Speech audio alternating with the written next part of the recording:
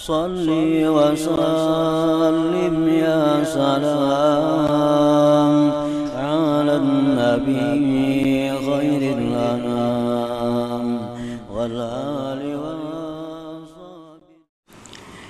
Bismillahirrahmanirrahim. Apabila ada orang yang kurang taat kepada Allah, masih banyak melazimi kemaksiatan,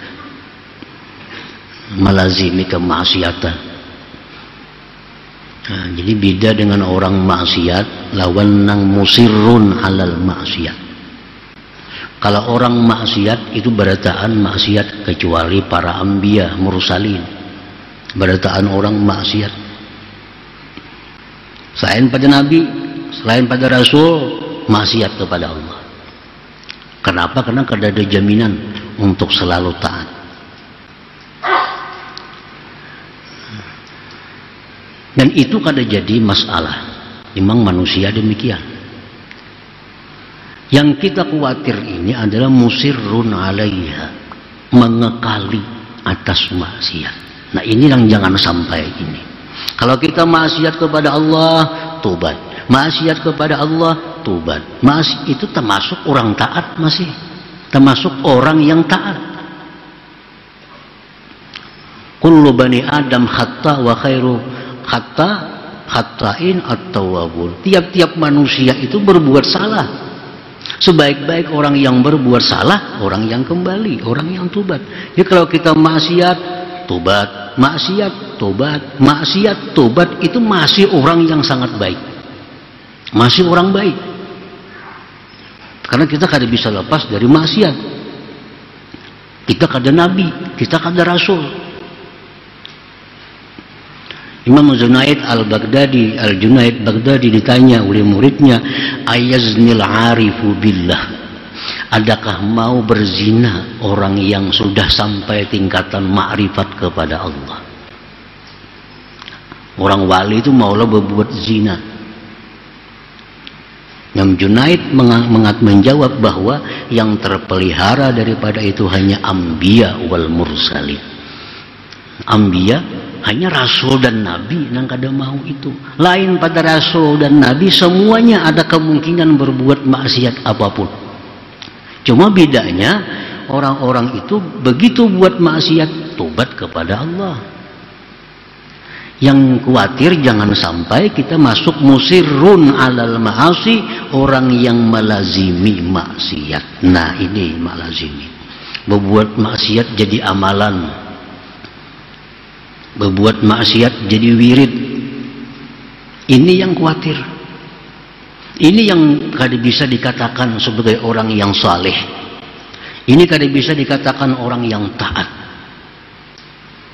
Orang yang musirrun alal ma'asi, mengekali atas dosa, walaupun hanya satu dosa, dikekalinya. Maksud mengekali itu, dia melakukan dosa tanpa ada pernah tobat dari dosa itu. Itu pengertian mengekali. Dia melakukan satu dosa tapi kada pernah tobat dari dosa itu, walaupun hanya sekali melakukan dosa itu. Nya pernah 20 tahun yang lalu melakukan satu dosa, sampai sekarang belum tobat dari dosa itu, walaupun sudah berhenti. Ini digolongkan orang yang mengekali dosa. Nah kalau orang tiap hari berbuat dosa, tobat, dosa, tobat, dosa, itu kada masuk golongan orang yang mengekali dosa. Nah pengertian mengekali dosa tuh, walaupun kita hanya satu dosa, tapi sampai sekarang belum tobat dari dosa itu musirrun alal maksiat, mengekali maksiat. Walaupun sekali pernah,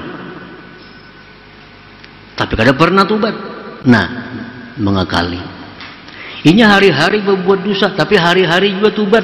Ini kadang mengekali maksiat. Ini orang baik. Orang baik. Nah, kalau orang yang mengekali satu dosa ini ada pernah berbuat dosa yang sekarang belum tobat dari dosa itu. Lalu orang ini hidupnya hidup yang bagus.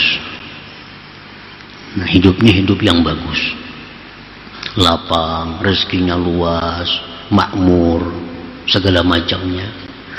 Nah, maka apakah kehidupan yang bagus bagi orang ini merupakan buah ketaatannya?